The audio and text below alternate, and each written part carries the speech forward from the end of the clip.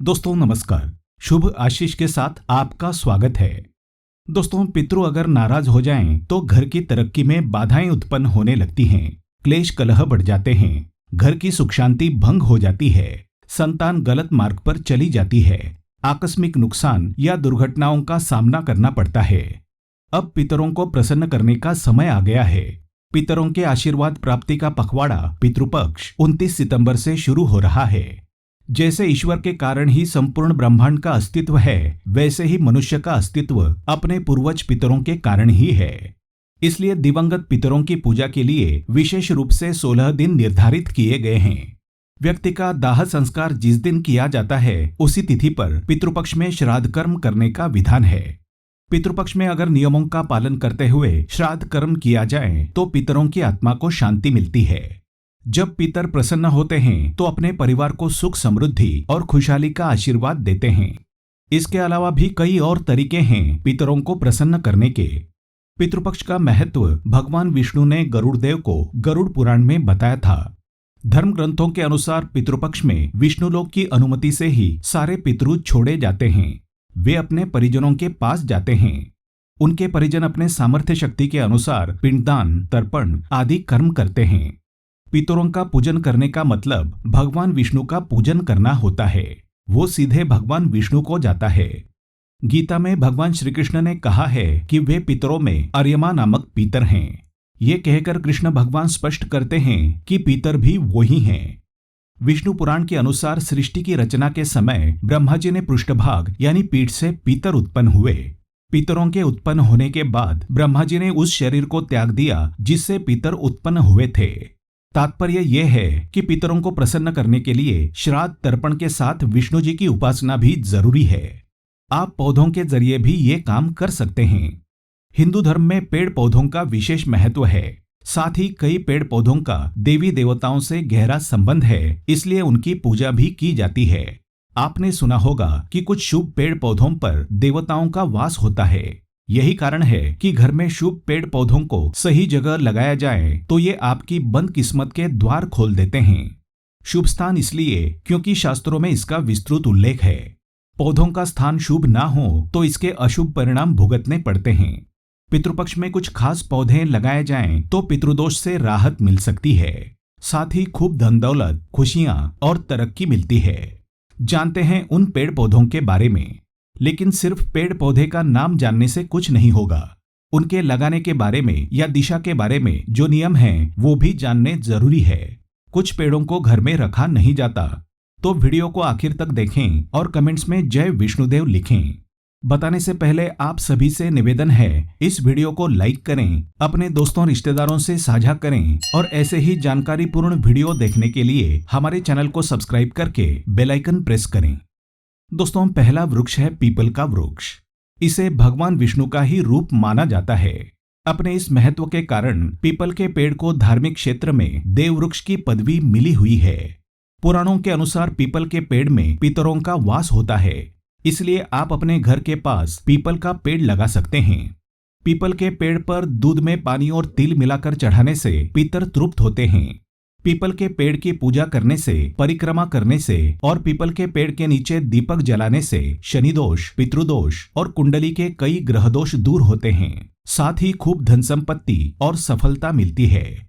लेकिन पीपल का पौधा घर में ना लगाएं, बल्कि किसी मंदिर या सार्वजनिक स्थान पर लगाएं। घर से थोड़ी दूरी पर लगाएं। घर की छत या दीवार पर उगा पीपल का पौधा नकारात्मकता का सूचक होता है। वास्तु के अनुसार पीपल को घर के बाहर लगाया जाए तो ये शुभ फलदायी होता है। घर के अंदर ये दरिद्रता का कारण बनता है। इसलिए अक्सर लोग ज्यादा समय तक पीपल का पौधा घर में नहीं रहने देते। ऐसा पौधा रविवार के दिन हटाया जा सकता है, लेकिन हटाने से पहले पीपल के नीचे नींबू, मिर्च और बबूल के कांटे रख दें। भगवान विष्णु से प्रार्थना करें, फिर उसके बाद पीपल का पौधा हटा दें। दूसरा है बेल का वृक्ष। इसका पौधा आप घर में लगा सकते हैं और बढ़ने के बाद इसे घर के पास कहीं लगा दें। शिवजी का प्रिय बेल का पौधा घर के सारे वास्तुदोष खत्म कर देता है।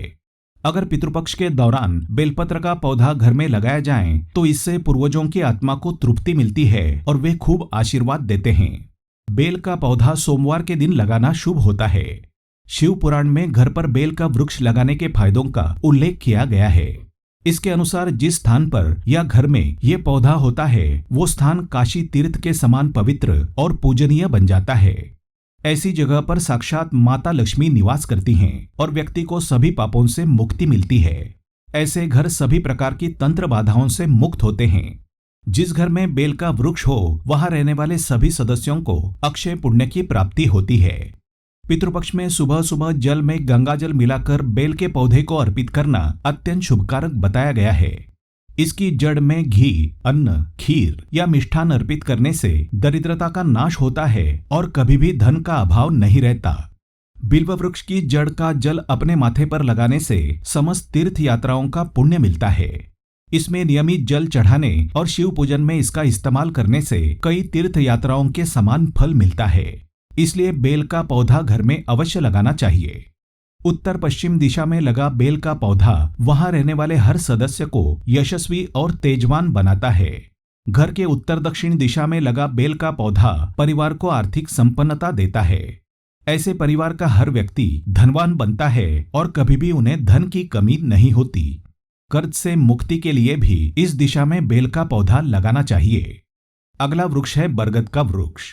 मान्यता है कि बरगद का पेड़ देवतुल्य है। इसमें भगवान शिव का वास होता है। पितृपक्ष में बरगद के पेड़ की पूजा करना और बरगद का पौधा लगाना बहुत शुभकारक माना जाता है। ऐसा करने से पितृदोष दूर होता है, साथ ही भगवान शिव भी कृपा बरसाते हैं। लेकिन ध्यान रहे कि बरगद का पेड़ घर में नहीं होना चाहिए। घर के पूर्व दिशा में बरगद का पेड़ होना बहुत ही शुभकारक माना जाता है। बरगद का पेड़ घर की पश्चिम दिशा में होना अशुभकारी होता है। पितृपक्ष के दौरान बरगद के पेड़ की पूजा का विशेष महत्व है। इससे पितरों की आत्मा को शांति मिलती है। पितृपक्ष में बरगद को जल में काले तिल मिलाकर देने से पितरों की आत्मा तृप्त होती है। वहीं पितरों की मुक्ति के लिए इन दिनों नियमित रूप से बरगद के नीचे बैठकर भगवान शिव की पूजा करनी चाहिए। शुभ पेड़ पौधे की बात करें तो सबसे पहले तुलसी का नाम आता है। शास्त्रों में तुलसी को मां लक्ष्मी का दर्जा दिया गया है। जिस घर में तुलसी का पौधा होता है और उसकी विधिवत पूजा अर्चना होती है उस घर में हमेशा धन, वैभव, समृद्धि रहती है। ये पौधा घर से नकारात्मक दोषों को दूर करता है। वास्तु के अनुसार तुलसी का पौधा घर के दक्षिण भाग में नहीं लगाना चाहिए। यहाँ लगा पौधा आपके लिए कष्टकारी रहेगा। हमेशा तुलसी को ईशान कोण अथवा पूर्व दिशा में लगाना चाहिए। अगर पितृपक्ष के दौरान घर में तुलसी का पौधा लगाया जाए तो पितरों का आशीर्वाद भी मिलता है और घर में कभी धन धान्य की कमी नहीं होती। तो पितृपक्ष के दौरान तुलसी के गमले के पास एक कटोरी रख दें, फिर दाईं हथेली में गंगाजल लेकर धीरे धीरे कटोरी में छोड़ दें।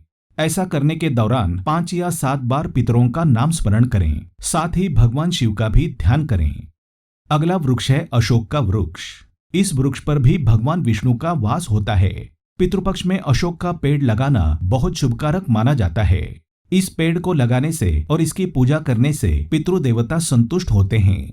अशोक के पेड़ को घर के पास लगाने से घर में लगे हुए अन्य अशुभ वृक्षों का दोष समाप्त हो जाता है। कहा जाता है कि जिस घर में अशोक का पेड़ लगा होता है उस घर में आपसी सौहार्द बना रहता है। अशोक के पेड़ के नीचे ही लंका में माता सीता ने आश्रय लिया था और भगवान राम का इंतजार किया था। तो अगर आप पितृदोष से परेशान हैं तो पितृपक्ष में घर में अशोक का पौधा लगा लें, आपके दिन बदल जाएंगे। कमेंट बॉक्स में जय विष्णुदेव लिखना ना भूलें। आज के वीडियो में बस इतना ही। ऐसे ही और वीडियो देखने के लिए हमारे चैनल को सब्सक्राइब करके बेल आइकन प्रेस करें। धन्यवाद। शुभम भवतु।